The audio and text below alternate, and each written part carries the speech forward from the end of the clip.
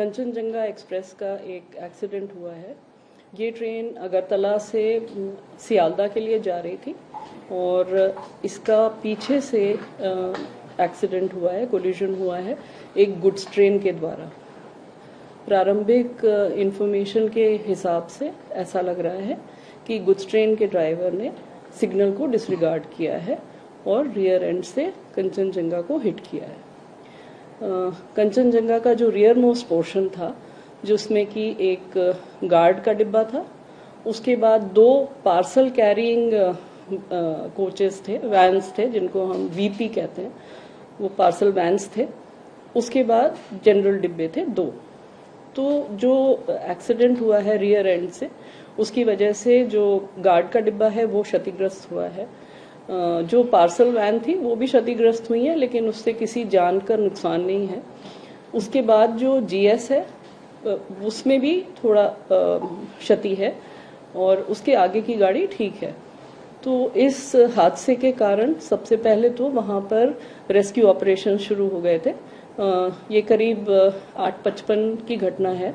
तो वहां पे सबसे पहले जो लोकल लोग हैं वो तो पहुंच ही गए थे घटनास्थल पर। हमारा एरिया ऑफिसर एनजीपी में न्यू जलपाईगुड़ी में है, जो कि करीब 10-15 किलोमीटर दूर है। वो लोग वहां से और उनके साथ एक एडीआरएम और उनकी टीम, वो लोग सबसे पहले पहुंच गए। स्टेशन का स्टाफ पहुंच गया और डिस्ट्रिक्ट एडमिनिस्ट्रेशन पहुंच गया, एम्बुलेंसेज आ गई और एनडीआरएफ, आर्मी की वहां पर एक यूनिट है, आर्मी से आ गए लोग और रेस्क्यू आरंभ कर लिया गया। अभी रेस्क्यू कंप्लीट हो गया है। अभी तक की जानकारी के अनुसार करीब 5 लोगों की जान गई है। जिस ट्रेन, जो गुड्स ट्रेन थी, उसके ड्राइवर और असिस्टेंट ड्राइवर की भी जान चली गई है और जो कंचनजंगा के गार्ड थे उनकी भी जान चली गई है इस हादसे में।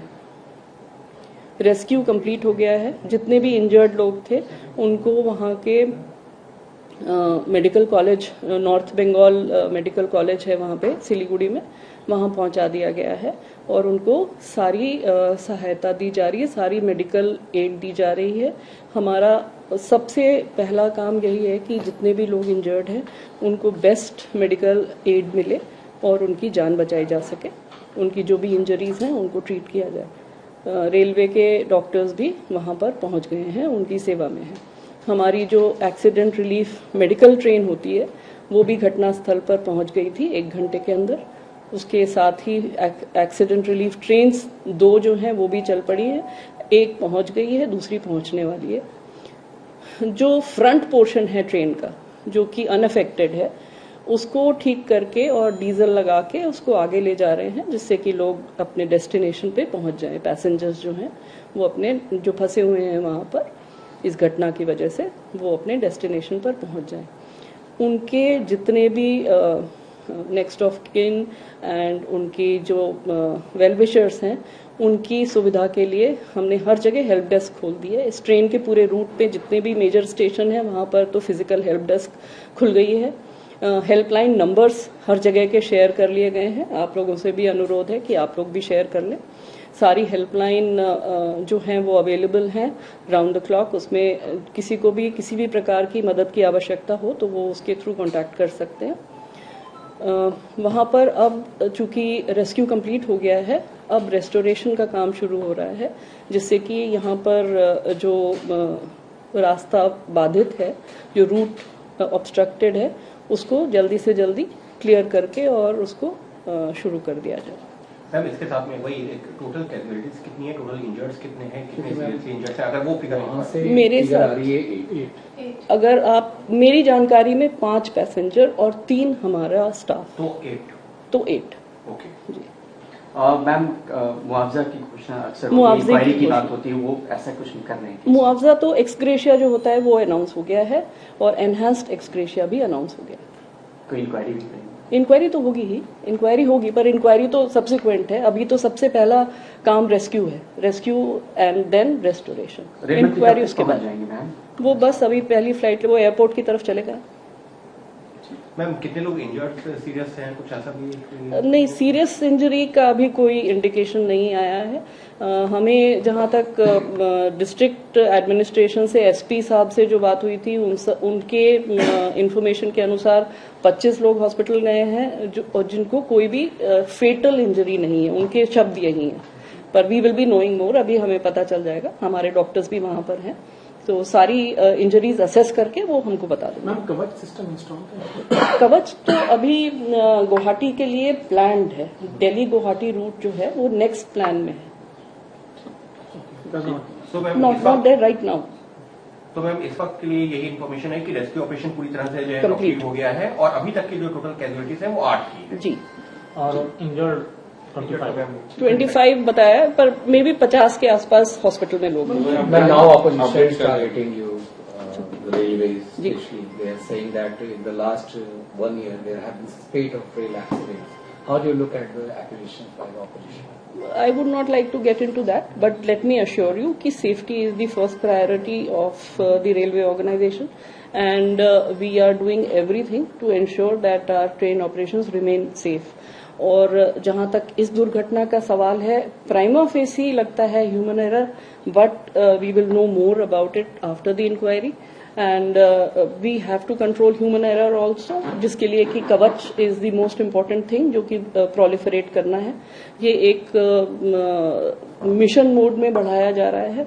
ऑलरेडी हमारा करीब 1,500 किलोमीटर पे ये चल रहा है, और इस साल 3,000 और किलोमीटर पे कवच लग जाएगा।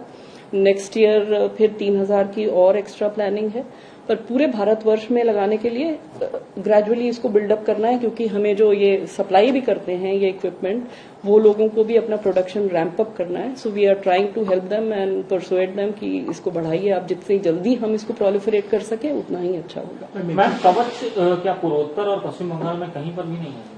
प्लान्ड है ना, प्लान्ड है, क्योंकि ये अभी जो 3,000 किलोमीटर जो इस साल कंप्लीट हो जाएगा उसमें बंगाल भी है, दिल्ली हावड़ा रूट है। मैम ये गलती क्या है, कि आप समझाते हैं सिंपल टर्म्स में, गलती हुई क्या है? सिग्नल डिसरिगार्ड किया। क्या होगा? मतलब इसका ये है कि उनको गाड़ी रोकनी चाहिए थी, उनको आगे गाड़ी बिना रोके नहीं चलानी चाहिए थी, पर ऐसा लगता है कि गाड़ी उन्होंने नहीं रोकी, और वो सिग्नल के बावजूद, सिग्नल था रुकने के लिए, उसके बावजूद गाड़ी आगे चली गई, पीछे वाली गाड़ी को रुकना था। ये पहले फर्स्ट इंडिकेशंस हैं, एंड हमें ज्यादा डिटेल तो अब इंक्वायरी के बाद ही पता चलेगा। इट्स कंप्लीटली ह्यूमन है अभी लग रहा है, क्योंकि अनफॉर्चुनेटली जो ड्राइवर साहब थे वो भी, he is also perished in this accident, so we have no authentic way of knowing what exactly happened. So whatever we can gather from the situation that which has passed so far, it seems that there was a disregard of signal, but we will know more after a detailed inquiry. बस क्योंकि आप लोगों ने जब war movie setup किया हुआ था, तो कैसे जब एक्सीडेंट हुआ उसके बाद में क्या कार्रवाई की, अगर वो थोड़ा जी कार्रवाई हर स्तर पे होती है। सबसे पहले तो फील्ड पे होती है जी, सबसे पहले तो फील्ड के स्तर पे होती है कि वहां पर जो लोग हैं, लोकल लोग हैं, वो सारे एक्शन में आ जाएं और रेस्क्यू ऑपरेशन हो जाए।